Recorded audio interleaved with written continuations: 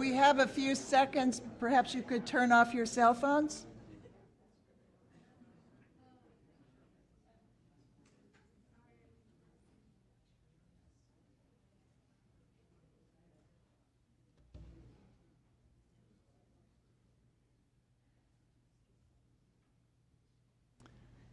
Welcome, everyone, and welcome to the opening of our 2025-26 South Franklin Circle Dialogue Series.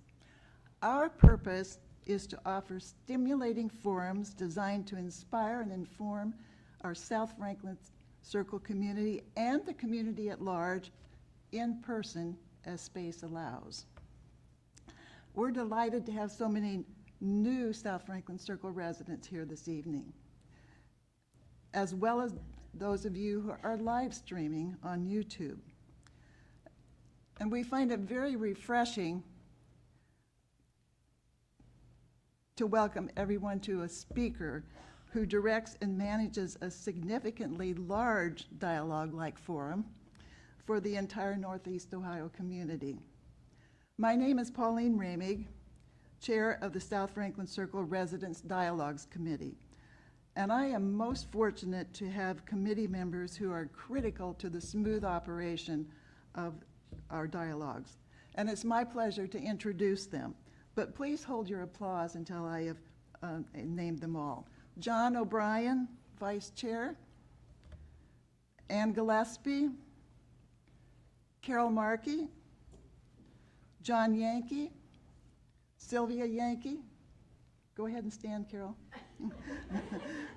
Davis Young, Darlene Cash, South Franklin Circle Director of Community Life, Elizabeth Longenecker, Judson Foundation Philanthropy Associate, Tom Brick, recently elected President of the South Franklin Circle Residents Association, and Len Bernstein and Deborah Brown, who are recovering from hospital stays and couldn't be with us this evening.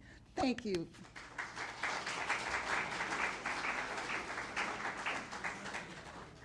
While we welcome all our guests this evening, the committee is especially pleased to have the support of key Judson administrative staff members.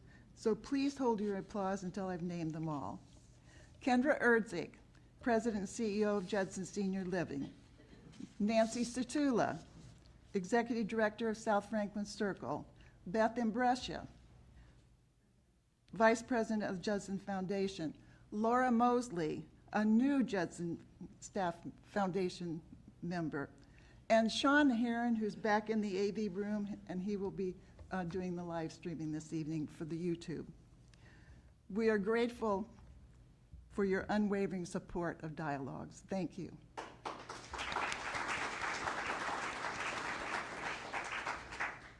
In recognition of the generous Pioneer Dialogue sponsors over the last 4 years, we celebrated and honored more than 50 who attended a special event in June. Now we start a new season, and our sincere gratitude to all our South Franklin Circle residents who sponsored this new season series. These sponsorships underwrite speaker honorariums and reception costs. Please, a very special thank you to this evening's sponsors. Pam Bleemaster, Kathy Lewis, and Nancy and Kemp Smith.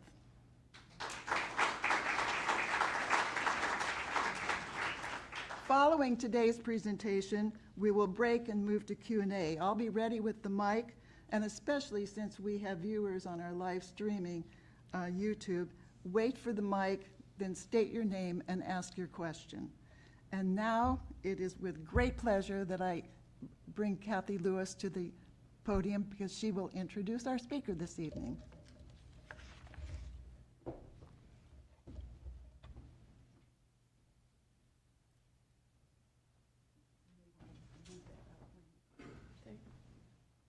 Oh yeah, maybe.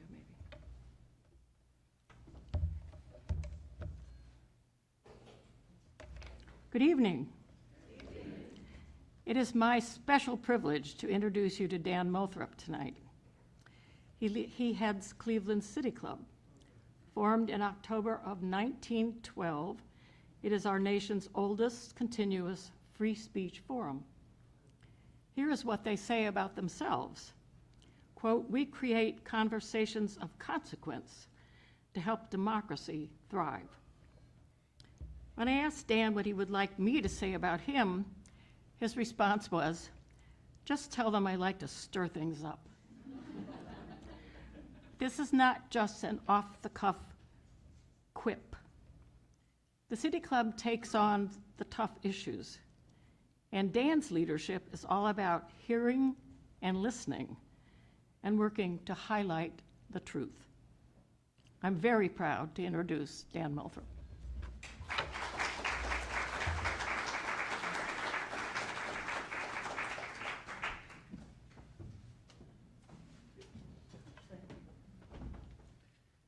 Hi, everybody. Can everybody hear me okay? Great. If at any, higher, you want me, okay. If at any point you can't hear me, just raise your hand or shout or whatever, if you feel moved. Kathy, thank you so much. Kathy and I were talking about her late husband, John, who was a very important friend to me when I first took over at the City Club. Took me out to lunch at the Union Club, and was so supportive. And John and I really bonded over the fact that he and I had both participated, obviously many years, decades apart, in a program called the English Speaking Union, which was an exchange program that invited American high school students and British public school students to cross the Atlantic and experience life on the other side of the pond, as it were. And it was so, it was wild. Nobody in my life had ever heard of that program.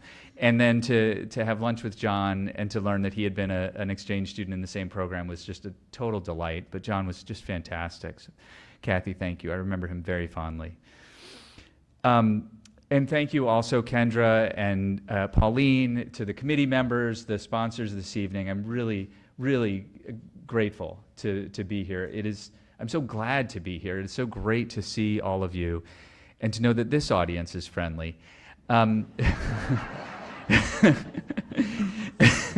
So I want to, it's funny, Pauline, when you reached out to ask me to do this, however many months ago this was, sometime in the spring, yeah, probably about like 4 or 5 or maybe 6 months ago, I was like, sure.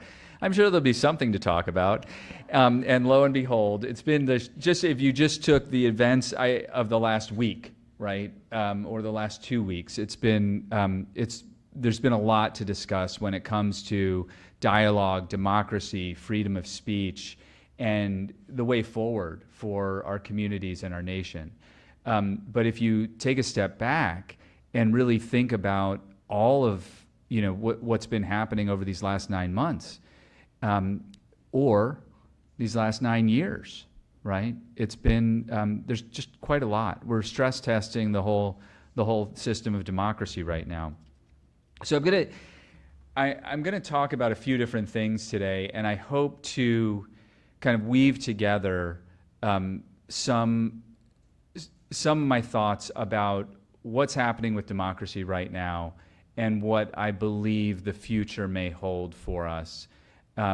It's not a particularly bright and sunshiny picture, but I do think there's cause for optimism, but there's also just going to require, I think these moments require a lot of work.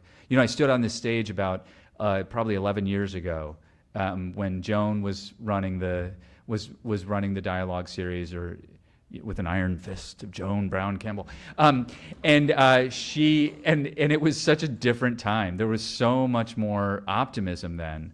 It was probably 2014, I think, when I spoke here. So let me just start with the story I think a lot of you probably are hoping that I'll tell or shed some light on, which is the recent visit by Senator Bernie Moreno to the City Club of Cleveland. How many of you? I don't think any of you were actually in the room. Right? Were any of you there? You were there? Yeah, so you know. And you saw it. How many of you saw the video on WVIZ or okay.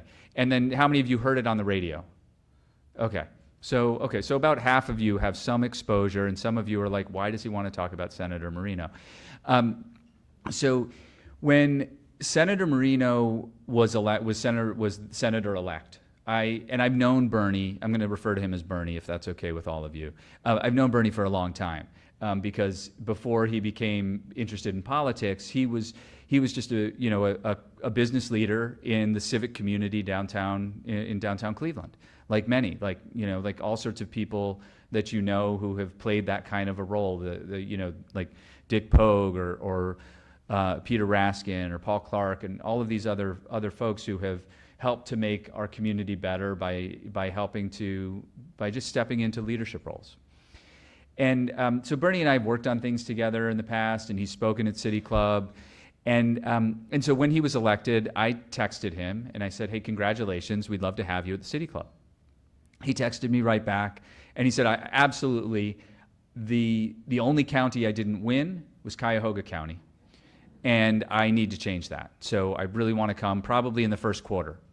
I was great. So as soon as he's inaugurated, and even before that, in December, I'm texting him again, who can we talk to about scheduling this? He's like, I'm not sure, let me figure it out. I'm still staffing up, blah, blah, blah. Long story short, first quarter doesn't happen because for all the, I'll get into this a little bit later. First quarter doesn't happen, second quarter doesn't happen, but there's a recess in August, and he had said at one point in March when he said no, he's like, maybe August. So I took him up on that, and in late July, I texted him again. I was like, who can we talk to? Let's make this happen. And he said, sure. It turned out that was going to be the first time that Senator Marino had done a public event. And so there was and as you know, there's been a lot of pent-up energy, let's say, political energy, about what's been happening with the new administration and the actions or inactions of Congress, of the Congress and the Senate, of the House and the Senate. And so we get to the day of the event, and there are, I'm not kidding, 100 protesters out front, in front of the City Club. And we've had protesters before, but we haven't had 100 protesters. And so I mean, and I usually count, because I think it's really interesting how many people will show up. And how many of you have been to our new facility? A handful. So you know that we designed it, that we kept the glass. We're at Playhouse Square now, and maybe you've driven by or you've seen it when you've come to something at Playhouse Square. But there were these the place was originally designed to be a Woolworths, and it housed a Woolworths for a few decades. So it has these like storefront windows. And what we did when we designed the forum inside is we put windows on the forum so that if you're standing on the stage, you can see the protesters. They're only, they're only 50 feet away, and they're at the window, and they're mad. And there were 100 of them, and they had huge signs. I mean, it's like that Taylor Swift song, like, it must have taken you all night. Okay, there's a few of you. Okay, it's like the staff is laughing, and a lot of you are like, Taylor who?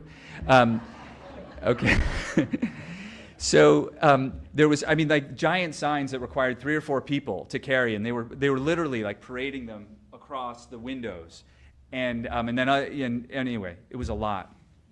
And there were people in the room who had come with the express intent to disrupt the event, to all but shut it down, to express their anger at the senator by shutting down an event that we had convened to allow for some civic dialogue.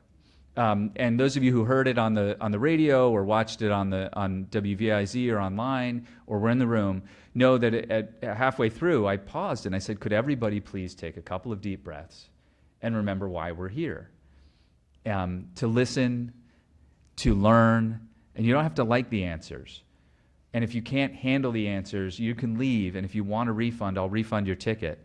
My CFO was like, no, we're not. No, we're not. Nobody actually took me up on that. And we're going to try and, use this moment to ask the tough questions, but just keep in mind why we're all here. Anyway, it got worse and worse, and there was a guy in the back who was banging the table and being incredibly rude. There was a guy on the other side of the room who was shouting, and there was a group of women who all in their 60s and 70s. This shocked me too. I don't mean this disparagingly. It was the Cleveland Heights crowd. You know, you guys know who I'm talking about. But it was a bit, I mean, they were very upset, and they were like, they were interrupting him and shouting him down. And these were like, you know, like these were somebody's grandmother. And it really surprised me. So anyway, here's the thing. Here's a few things that you don't know about that event, because a lot of you will have read what was in Cleveland.com, written by either Chris Quinn or a reporter who were not in the room, by the way, or you heard the reporting on IdeaStream. So a couple of days later, the Ohio Republican Party chair puts out a tweet saying, essentially, I'm really disappointed that this happened, and I'm going to encourage candidates to avoid the City Club of Cleveland, which Cleveland.com and IdeaStream both turn into a headline that says, ORP chair calls for boycott of City Club. Now, I don't know about your definition of boycott, but like encourage people to avoid is a little different than boycott in my book, particularly when it's about an organization that I run. So I took some offense to that. I provided the feedback where it was needed. We reached out to the Ohio Republican Party chair and asked for a meeting, and we got the meeting a couple of weeks later. And my board chair and my board chair is Mark Ross, who's a retired managing partner from PwC. We met with him on a Zoom call, and it was delightful. This guy's a former judge. He's very much in the absence of the current kind of Make America Great Again trend of the Republican Party. This guy, Alex Triantafilou, would probably still be kind of a Portman Republican. Very reasonable, very affable, and we had a great meeting. And he said, you know what, I'd like to put another tweet out about this meeting. Is that okay with you? And we said, sure, of course. And he did. It got zero coverage. But his tweet said, I just had, a couple of weeks ago, I criticized the City Club of Cleveland. I just had a meeting with them and got to learn more about their work and their mission. And I encourage people to participate. It's a great forum. So that happened. I've got a meeting coming up with the table of the ladies from Cleveland Heights.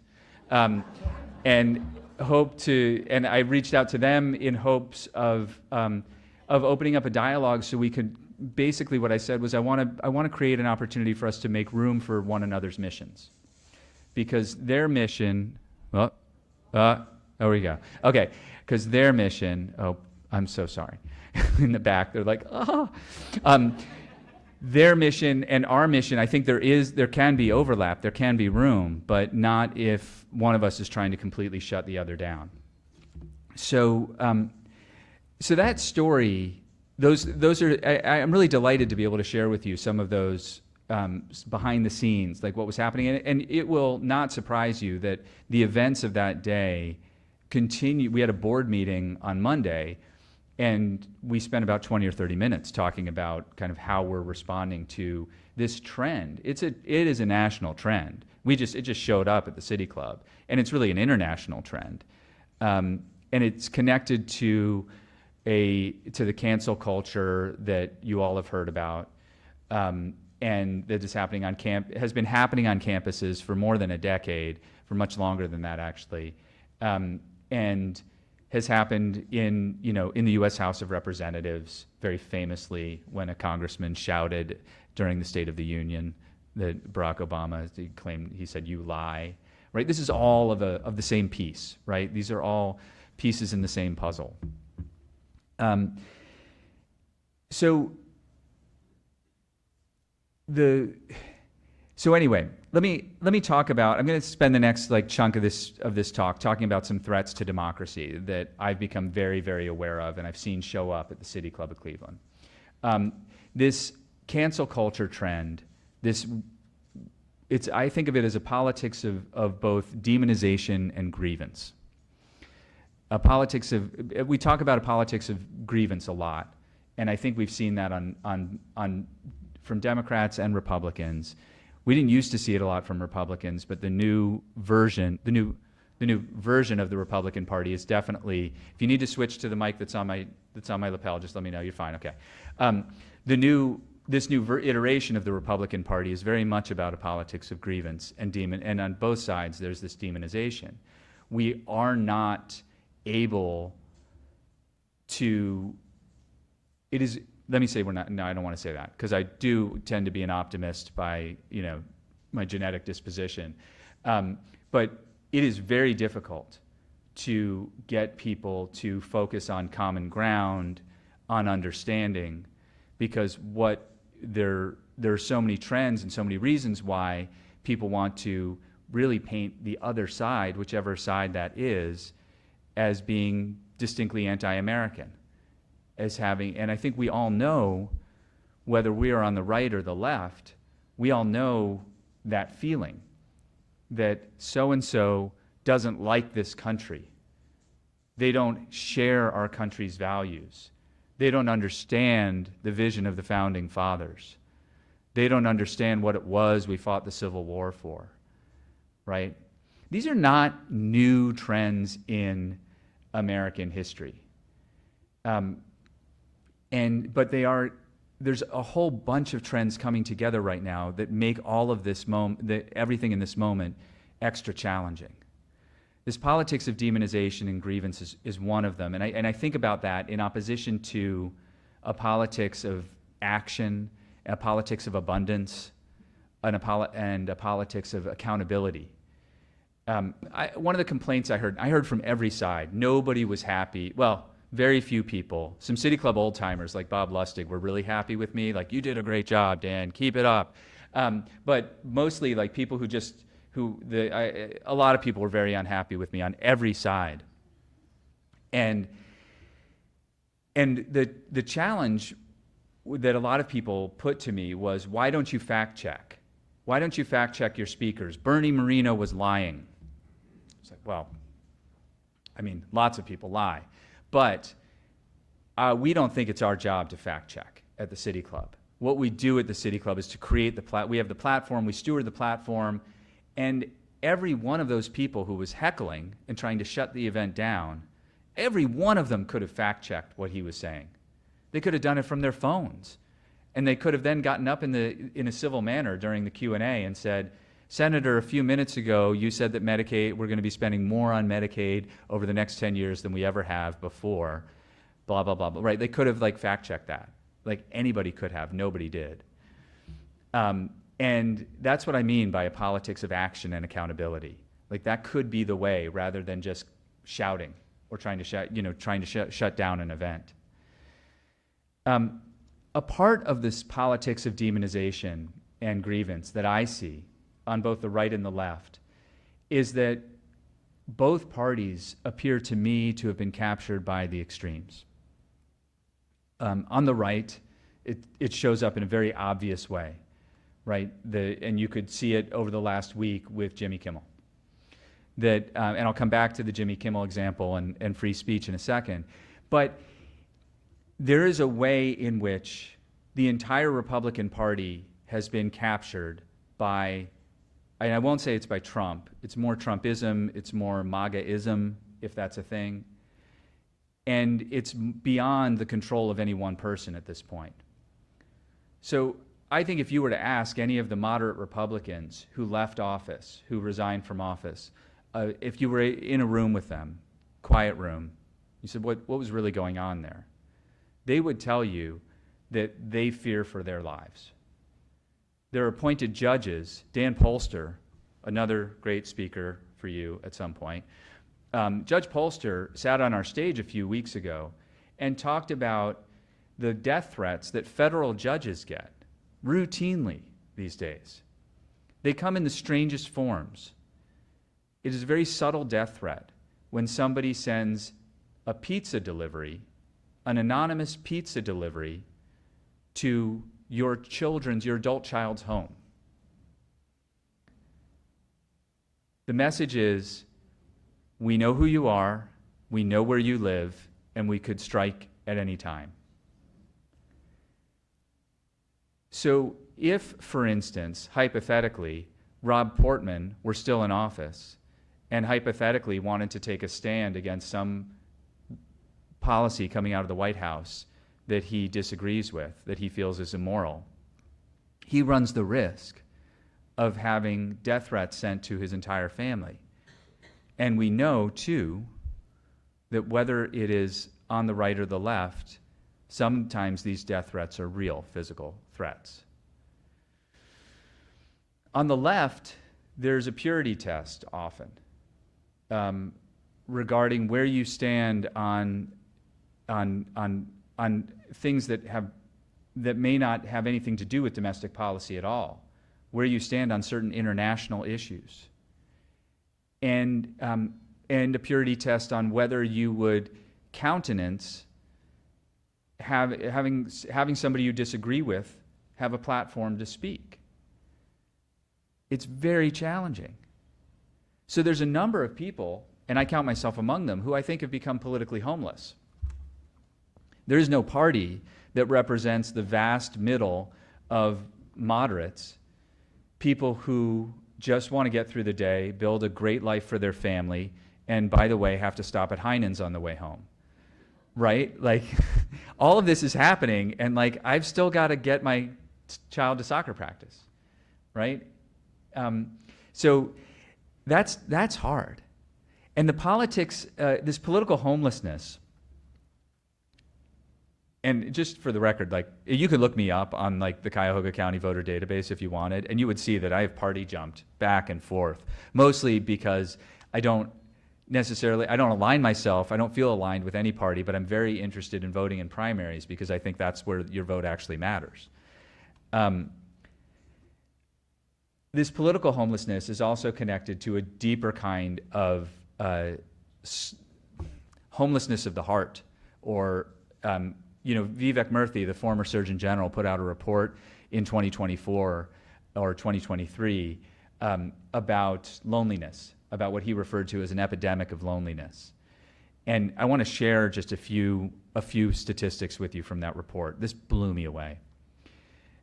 Polls conducted in 1972 showed that roughly 45% of Americans felt they could reliably trust other Americans. In 1972, 45% of Americans could reliably trust other Americans. That proportion by 2016 shrank to roughly 30%. People just being unable to trust their fellow citizens. Here's something else that's more directly about isolation and loneliness. There were a series of surveys about loneliness, and specifically about how much time people spend with other people.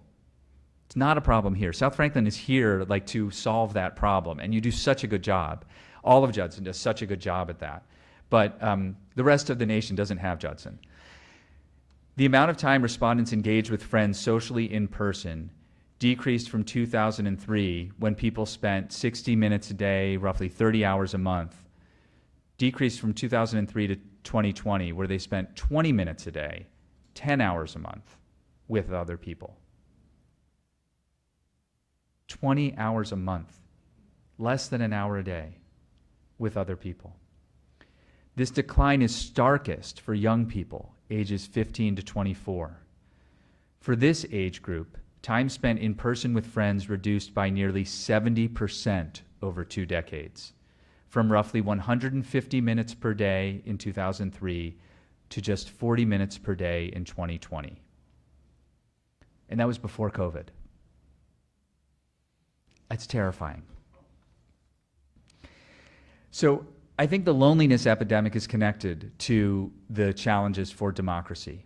Democracy is a team sport. It is famously, as we all know, the worst form of government except for all the others. Thank you, Winston Churchill. But it doesn't work unless we work at it, right? It doesn't work unless well-meaning people who believe in not just the power of a community, but also the power of progress, of a shared vision for a better future. If those people get together and do that work and run for school board or city council, it's not a bystander sport. It's not something that other people do. We don't just do it by voting, right? We do it by forming book clubs and getting together for events like this, for building civil society, for sending our children to universities. Like, that's how it happens. So I worry about the loneliness epidemic. And I do feel that the City Club that we were originally established in 1912 as a social club with a civic purpose. The charter documents say that. A social club with a civic purpose. And it was just men then, and that's that's the fault of history. But in 1972, thanks to Larry Robinson, who was board president at the time and pushed the vote through a second time to make it happen, our community broadened to include women as well. And since then, today we have probably, I think many of you are members of the City Club, and those of you who are part of a group of over 1,000 people across the community who understand the importance of getting together and being a part of civil dialogue. It's super important. And it's an antidote. If you're coming to a City Club event, that's 1 hour that week, right, that you're spending with other people. You come to, multiple every month, and you're doing it. And you're meeting people. I was just at lunch with some City Club members who were telling me their favorite part of City Club is sitting at random tables with people they don't know. And by the end of lunch, they've got new friends, and they've been exposed to some part of our community that they had no idea existed before. So the loneliness epidemic is another trend that represents a major challenge for democracy. Political violence is the other trend that I want to talk about a little bit. Well, there's one other after this. But the assassination of Charlie Kirk was horrible. I mean, just astonishingly awful. But it was just the latest. It was just this past, a little over a year ago, that there were 2 different attempts on Donald Trump's life. 2. It was earlier this year that Minnesota legislator Melissa Hortman and her husband were killed, and one of her colleagues and his wife, John Hoffman and his wife, were shot and injured. Josh Shapiro, the governor of Pennsylvania, his house was firebombed. Nancy Pelosi's husband had his head hit with a hammer by a man suffering from mental illness who was, acting on conspiracy theories.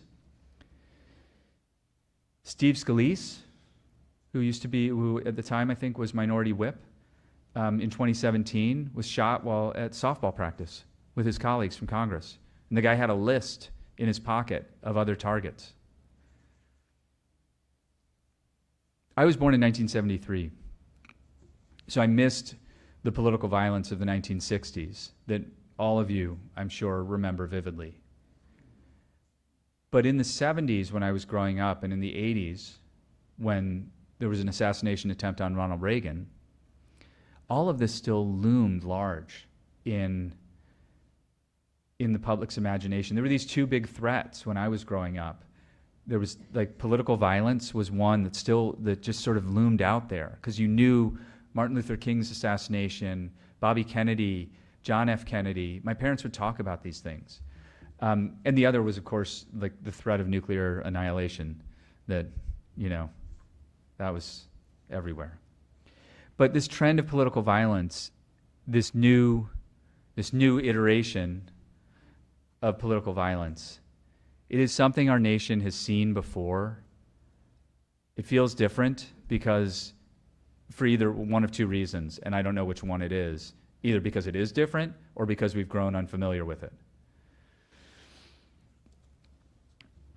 How am I on time? Oh gosh, okay. I'm gonna go a little more quickly now. The last thing I'm really worried about is challenges to free speech. So there are several challenges to free speech. I've mentioned campus free speech and cancel culture. You guys probably track that a lot. I don't think I need to talk about that very much. It's really bad, though. If you are a young person on the political right, even the center right, you are homeless on a lot of campuses. You do not feel comfortable stating your point of view on things.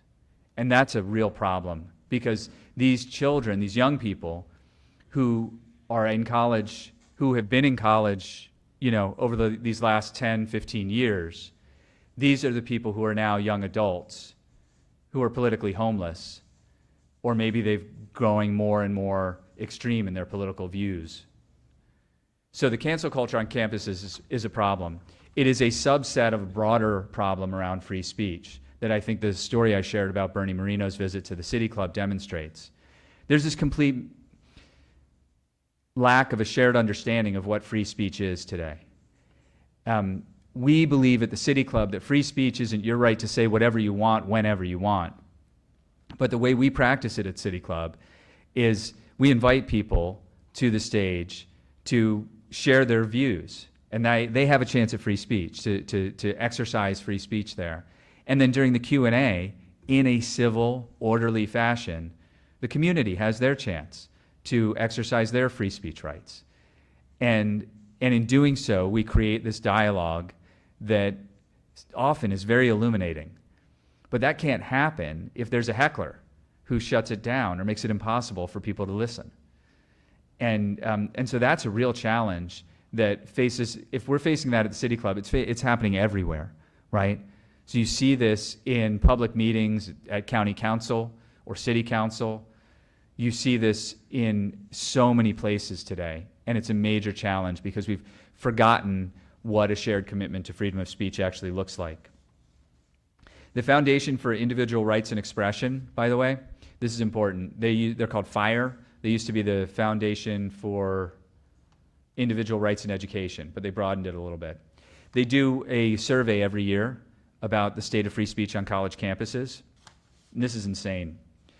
This just came out last week.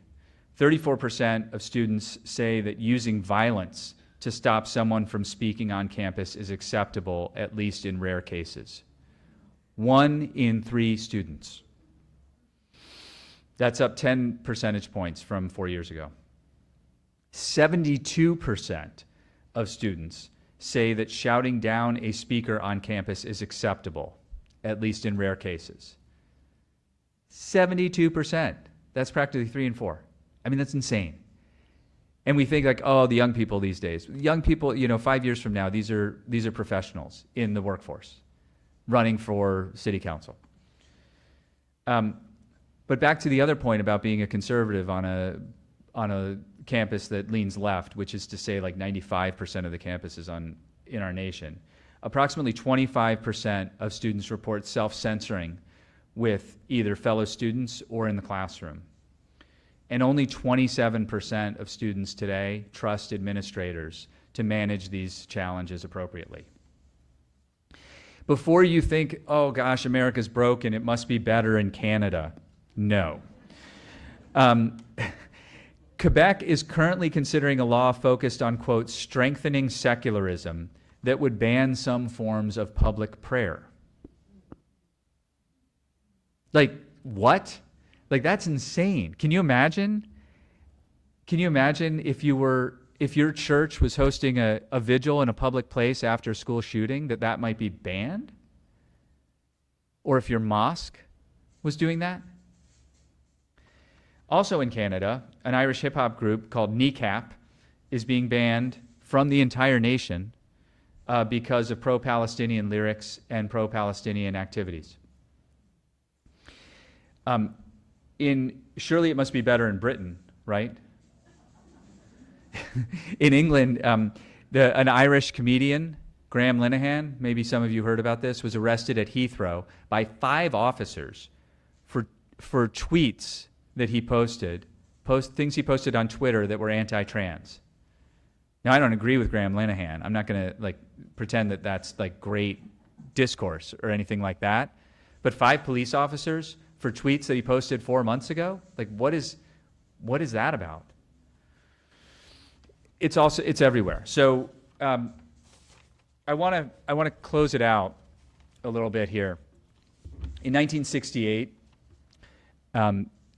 April 5th, 1968, was the day that Bobby Kennedy came and spoke at the City Club of Cleveland. It was the day after Martin Luther King Jr. was assassinated. Did any of you come to the City Club that day? Thank you. I'm going to share just a couple of passages from that. It's a very short piece, but it's so important. And it comes back to, it touches not just on political violence and the response to political violence, but it touches also on what we owe each other in a democratic republic. I'm going to demand to come back when you fix when the mics work better. Okay. Okay. Yeah, and it'll say Dan Moulthrop Dialogues 2. Okay.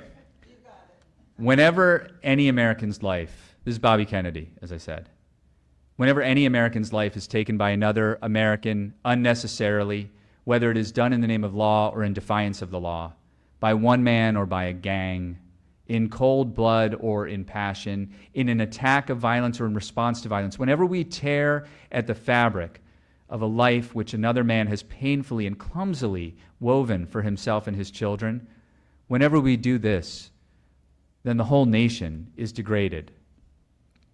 Among free men, said Abraham Lincoln, there can be no successful appeal from the ballot to the bullet, and those who take such appeal are sure to lose their case and pay the cost. Too often, we excuse those who are willing to build their own lives on the shattered dreams of other human beings. Some who accuse others of rioting and inciting riots have, by their own conduct, invited them. Some look for scapegoats, others for conspiracies. But this much is clear. Violence breeds violence. Repression breeds retaliation. And only a cleansing of our whole society can remove this sickness from our souls. For when you teach a man to hate and to fear his brother, when you teach that he is a lesser man because of his color or his beliefs or the policies he pursues, when you teach that those who differ from you threaten your freedom or your job or your home or your family, then you also learn to confront others not as fellow citizens but as enemies, to be met not with cooperation but with conquest, to be subjugated and to be mastered. For all this, there are no final answers for those of us who are American citizens. Yet we know what we must do, and that is to achieve true justice among all our fellow citizens. The question is not what programs we should seek to enact. The question is whether we can find in our own midst and in our own hearts that leadership of human purpose that will recognize the terrible truths of our existence. We must admit the vanity of our false distinctions, the false distinctions among men, and learn to find our own advancement in the search for the advancement of all. We must admit to ourselves that our children's future cannot be built on the misfortune of another's. We must recognize that this short life can neither be ennobled nor enriched by hatred or revenge. Our lives on this planet are too short. The work to be done is too great to let this spirit flourish any longer in this land of ours. Of course, we cannot banish it with a program, nor with a resolution. But we can perhaps remember, if only for a time, that those who live with us are our brothers, that they share with us this same short moment of life, that they seek, as do we, nothing but the chance to live out their lives in purpose and in happiness, winning what satisfaction and fulfillment they can. Surely this bond of common fate, surely this bond of common goals can begin to teach us something.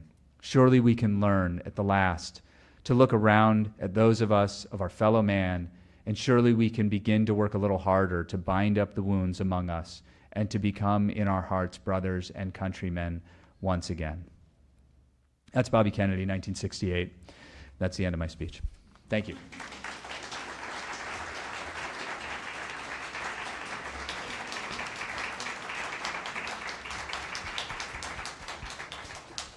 So appropriate, Dan. We needed all of that. And we do apologize for our Oh, no, AV don't worry. system. I'm just giving you a hard time. I heard about it. But we heard you. You'll come back again, Yeah, okay? next year, whenever. I'll bring a friend. We'll do an actual dialogue. Okay, let's move to Okay. questions. If you have a question, please raise your hand. I'll bring the mic and state your name and then ask your question. In the back.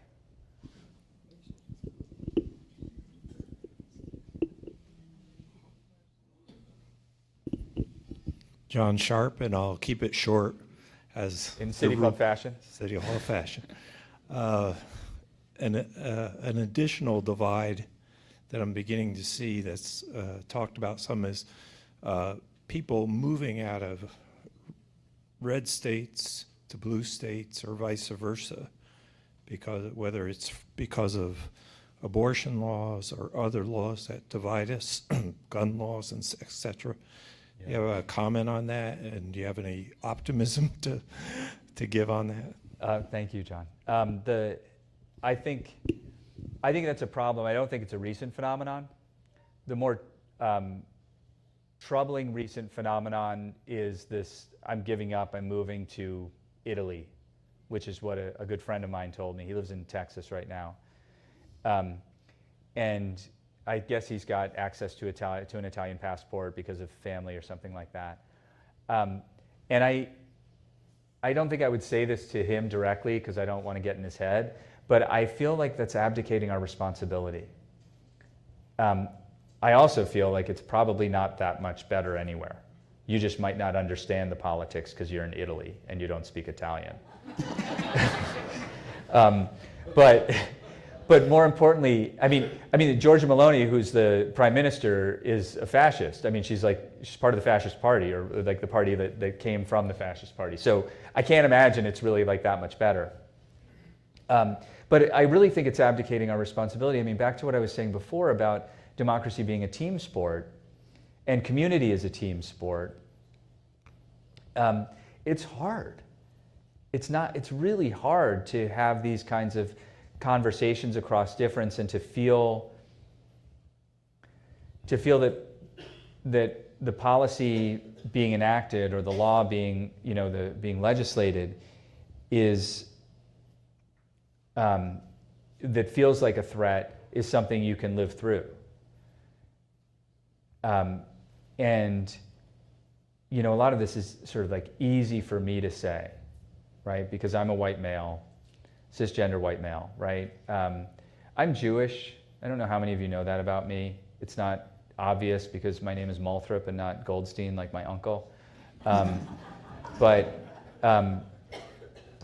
I am Jewish. And so I feel this sense of threat, but very few times in my life have I felt actually threatened as a Jew by anti-Semitic words or actions.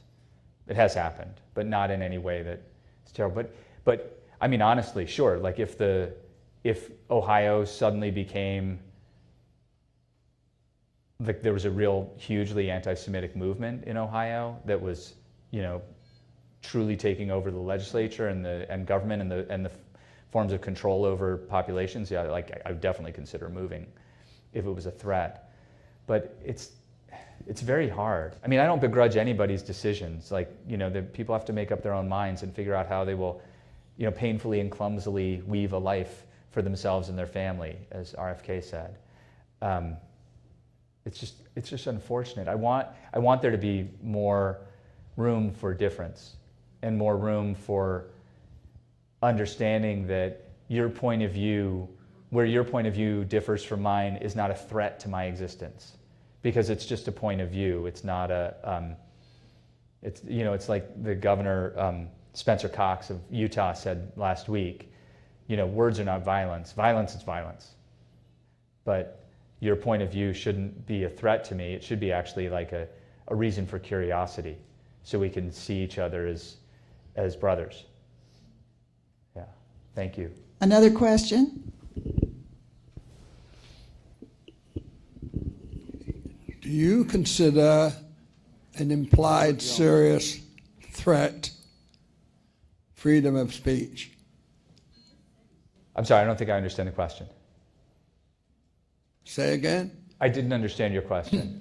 Do you consider a serious implied threat under the category of freedom of speech? Of free speech. Yeah, I mean, So the incitement to violence is a really high bar, right, for incitement to violence. So this, I think what you're talking about is perhaps like on campuses after October 7th, where Jewish students said they felt threatened by the speech of protesters who were pro-Palestinian protesters. I think they may have felt threatened. I think they obviously did, but the Palestinian protesters still have the right to free expression and freedom of speech. Hate speech is protected speech. Hate speech is awful, but it's lawful. So I hope that answers your question. There's very little that you could, like incitement to violence or like screaming fire, shouting fire in a crowded movie theater. I mean, that's about where like, officially free speech stops. I think there were a couple of questions up here. Raise your hands, please.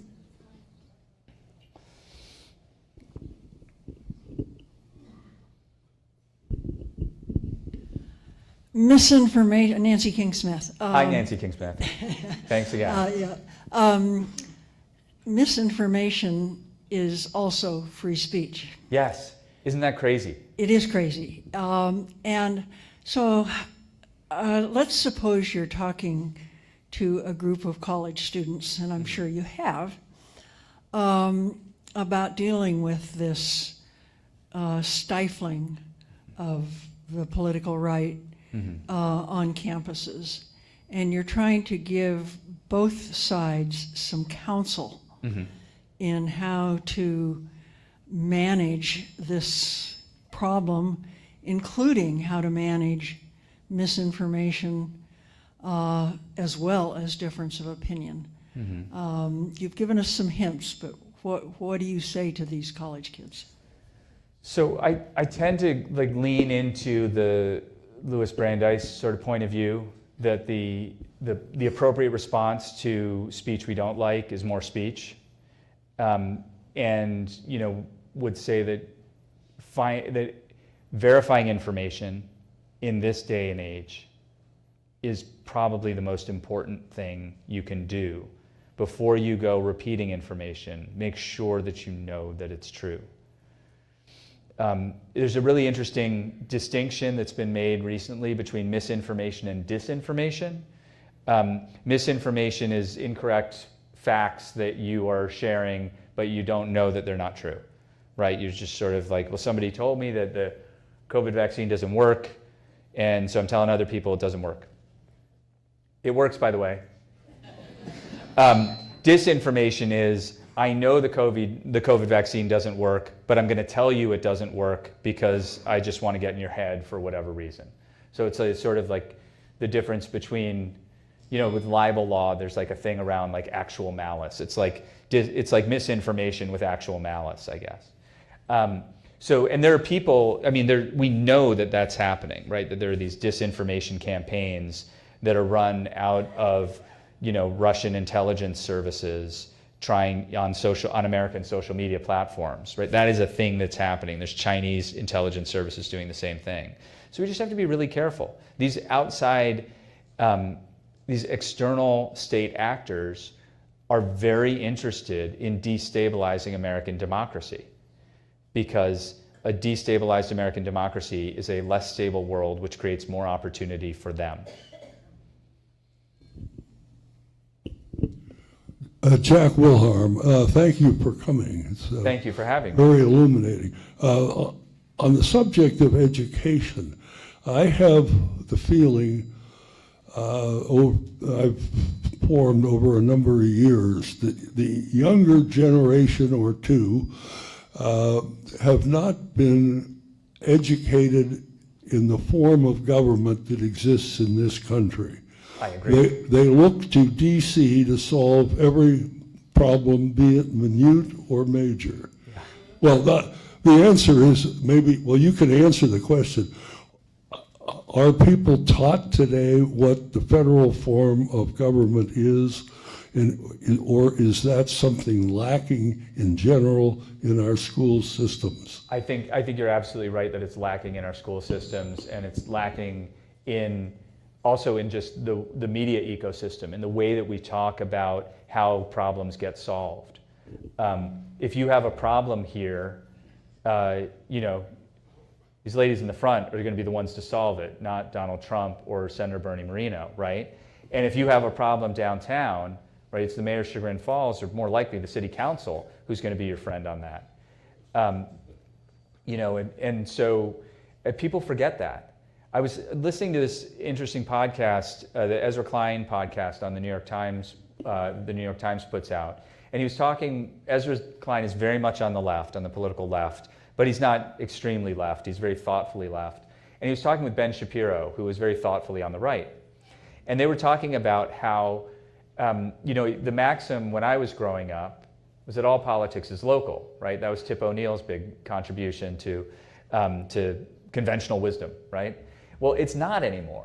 All politics now is national, right? Like you have people, we all know people in local politics who are running on national issues, right? We don't have an immigration problem. The immigration problem we have in Northeast Ohio is that there aren't enough immigrants. Like that's the problem. And there are people in Northeast Ohio running on an anti-immigrant platform because they are taking our jobs. Well, that's a way to like nationalize a local issue. Like if you're really going to be very thoughtful about it, you would say, oh yeah, I remember like 10, 15 years ago, didn't we start this organization called Global Cleveland with the idea of bringing 100,000 new immigrants into Cleveland? What happened to that, right? So that's just one example. So I think it's really happening everywhere. And the media isn't helping because the media knows that the more they drive these conversations around national issues, the more people get upset about it and share their articles and their clips on social media and yada yada, right? So you're very welcome. I appreciate the question. It's a great one. But I think there's hope. We can still teach better civics, right? And we hope to do that. Hi, your question. Patsy Lease. Hi, Patsy. Hi. Wonderful program, so apt and appropriate for these days we're living through. But I'm curious, do you ever reach out to the children in the schools, maybe high school level, even middle school, about how to have civil discourse, maybe as a model or something of that nature? Yes. Or invite them to the Yes, City Club? Absolutely. Thank you for asking that question. So we have several student programs at the City Club. One is the student attendance program, which any of you who have been to City Club have probably been in the room with some of these high school students who are coming with their class. They come for free, thanks to the support of generous donors like all of you. And if you'd like to make a contribution, I'm sorry, So last year, I think close to between 10 and 20% of all the people at all of our events were high school students. So they get invited into the conversation. They get to witness the conversation.